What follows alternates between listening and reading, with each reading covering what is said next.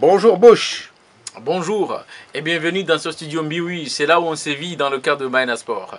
Et on va vous parler de ce rendez-vous du 6 juin, ça se passe ici à Maillette Première à 21h45. Vous allez pouvoir suivre la finale de la Champions League entre le Barça et la Juve. Certes, après avoir vu la demi-finale du Barça contre le Bayern, on se dit qu'il n'y a rien à faire.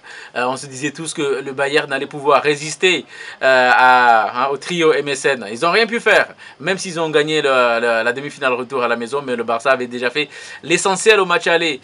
Mais je peux vous garantir, ne manquez pour rien au monde, ne manquez pas ce rendez-vous. Je vais vous dire pourquoi. Je vais vous dire pourquoi il ne faut pas manquer ce rendez-vous-là.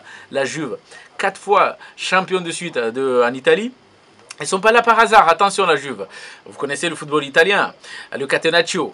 Ça va, à un moment, on ne parlait plus de ce catenaccio. Mais si vous regardez évoluer la Juve aujourd'hui, je pense que le catenaccio est de retour. Il y en a qui se disent, c'est une finale déséquilibrée. Détrompez-vous, détrompez-vous. Sincèrement, ce rendez-vous, il faut le voir parce qu'il risque d'avoir une grosse surprise. La grosse surprise, c'est quoi?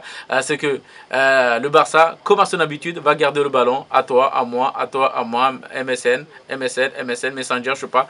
Mais après, à la fin, vous allez voir les Italiens, ils vont finir par gagner cette rencontre. Vous voulez un pronostic?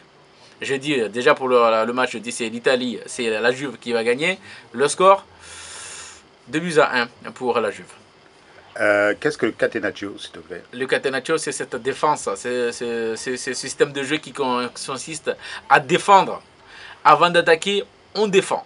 C'est vraiment le système qui a été utilisé dans le championnat par les Italiens pendant un moment. Vous savez ce qu'on dit dans ces cas-là.